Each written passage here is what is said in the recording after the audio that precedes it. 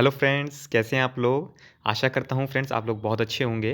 तो फ्रेंड्स आज हम एक बुक रिव्यू को लेकर आए हैं जिसका नाम है तेजस्वी मन, इग्नाइटेड माइंड्स का हिंदी अनुवाद है ये और इसको हमारे पूर्व राष्ट्रपति एपीजे अब्दुल कलाम जी ने लिखा है।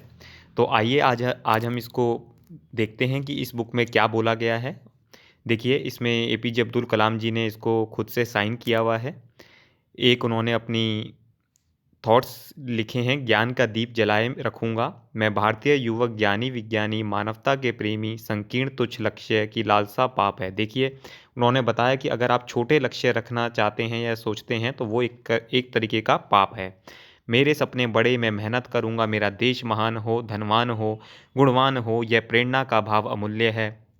कहीं भी धरती पर उससे ऊपर या नीचे दीप जलाए रखूँगा जिससे मेरा देश महान हो। देखिए फ्रेंड्स कि एक ऐसे हमारे पूर्व राष्ट्रपति हुए हैं जो कि सिर्फ़ अपनी कंट्री को ही सबसे ऊँचा मानते थे, ना उनको कोई रिलीजन का, ना कोई कास्ट का इस तरीके का बैर था, ठीक है?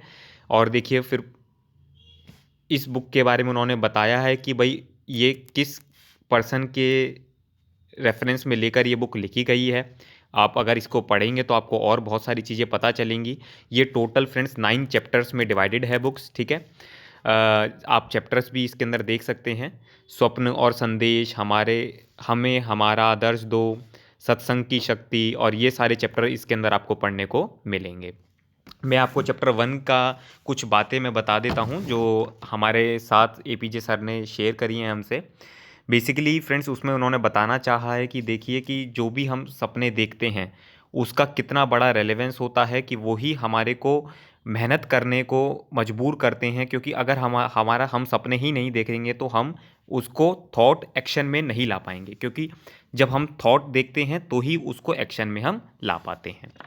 तो और फिर फ्रेंड्स इसमें उन्होंने अशोक के बारे में बताया कि अशोक किस तरीके से कलिंग वार जीतने के बाद वो एक एक तो कुर विजेता था वो, ठीक है ना? उसने 3 लाख लोगों को कलिंग वार में मारने के बाद और एक रहमदिल शासक के रूप में उनको बताया गया है। अगर आप थोड़ा-सा इनके बारे में भी जानना चाहते हैं तो आप इस बुक को पढ़ सकते हैं। फिर उन्होंने ये कहा कि भई अशोक ने कहा था इस बुक में ही कि मैंने तो एक बात समझी और वह ये है कि किसी को दुःख पहुँचाकर जीत हासिल नहीं की जा सकती। असली विजय तो शांति का साम्राज्य है। मतलब देखिए कितनी बड़ी बात बोली फ्रेंड्स कि कहीं न कहीं अगर हम देखते हैं कि किसी को अगर हम दुःख पहुँचाकर जीत भी हासिल कर रहे हैं, तो वो भी जीत नहीं रह जाती। ठीक है? ऐसे ही इसमें एक खलीफा उमर हुए हैं। 5 कैरेक्टर्स इन्होंने बताए थे जिसमें महात्मा गांधी जी हमारे हुए थे, अब्राहम लिंकन के बारे में बताया है, ठीक है ना? खलीफा उमर के बारे में बताया है कि उन्होंने क्या बोला कि यरूशलेम में प्रवेश करने के बाद मैंने जाना कि सभी इंसान बराबर हैं। मतलब कि भई कोई ऊँच-नीच नहीं है, कोई जाति-पाति नहीं है, कोई बड़ा-छोटा नहीं है, ठीक है ना? और जो भी दूसरों को आपके रास्ते पर चलने के लिए मजबूर करना बेतुकी बात है। मतलब जो इंसान जो कर रहा है उसको प्लीज़ आप करने दीजिए, उसको उसकी लाइफ़ में इंटरफेरेंस करने की कोई ज़रूरत नहीं है। क्यों? क्योंकि आपको सिर्फ़ वही मिलेगा जो आपके भाग्य में है। ईश्वर ही एकमात्र सत्ता है। तो फ्रेंड्स इस तरीके के बहुत सारे थॉट्स हैं। ये तो सिर्फ़ आपको मैं चैप्टर 1 के बारे में बता रहा हूँ, ठीक है ना? बाकी इज़राइल फ़िलिस्तीन के बारे में जो 2001 के बारे में युद्ध हुआ था उसके बारे में, पार्लियामेंट अटैक के बारे में 2001-2 में जो हुआ था, उसके बारे में भी आपको जानने को मिलेगा। एक देखिए हमारे एपीजे अब्दुल कलाम जी, कहने के लिए तो अगर मैं बात करूँ आपसे रिलीजन उनका मुस्लिम रहा, बट देखिए उन्होंने भी बताया कि भई महाभारत में उनका जो प्रमुख पात्र था वो थे महात्मा विदुर। तो महात्मा विदुर क्यों थे? क्योंकि उन्होंने एक आवाज़ उठाई, किसके विरुद्ध आवाज़ उठाई? जो भी गलत सत्ता की गलत हरकतें कर रहे थे। तो आज अगर आप देखें तो क्या आज इस तरीके का कोई महान पुरुष है जो कि अगर कोई सत्ता की गलत कर रहा है तो उसके अगेंस्ट में आवाज़ उठाए। तो इस तरीके की विचारधारा रखने वाले कि भाई अब भाई महाभारत को आप रिलीजन से बांट देते हैं, बट हमारे एपीजे अब्दुल कलाम पूर्व राष्ट्रपति ने भी इस ग्रंथ को पढ़ा है, ठीक है ना?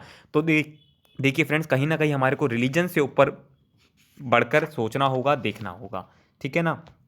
और ऐसी फ्रेंड्स बहुत सारी बातें, मतलब मेरे को इतना अच्छा लगा ये चैप्टर, फर्स्ट चैप्टर मैंने पढ़ा था, उसी के बाद मुझे इतना अच्छा लगा कि शायद मैं आपसे कुछ चीज़ें शेयर कर सकूं। तो देखिए, एक एक बात और बहुत अच्छी लिखी थी कि संकल्पबद्ध होने से बढ़कर कोई ताकत नहीं है। अगर आप किसी चीज़ के पीछे संकल्पबद्ध हो जाते हैं, तो धरती पर तो क्या स्वर्ग में भी नहीं है, कोई भी इससे बड़ी ताकत नहीं हो सकती। ठीक है ना? और आपको सपने ही जो होते हैं एक आध्यात्मिक और तथा भौतिक पदार्थों को एक साथ लाने की शक्ति देते हैं। ठीक है फ्रेंड्स? तो आई थिंक मुझे आपसे इस बुक के बारे में अपने विचार प्रकट करके बड़ा अच्छा लगा। और चलिए, आशा करता हूँ, और ये हमारे अवध ओझा सर ने रिकमेंड भी करी है बुक, तो अगर आपको अच्छा लगता है तो प्लीज़ अपने फ्रेंड्स के साथ भी शेयर कीजिएगा। और मैं भी रिकमेंड करूँगा कि ये बुक हर एक बच्चे को ज़रूर पढ़नी चाहिए। और बाकी अगर आप लोगों को अच्छा रिस्पॉन्स मिलता है तो हम इसके बाकी चैप्टर्स भी रिव्यू करेंगे फ्रेंड्स। तब तक के लिए friends, all the best. God bless you all.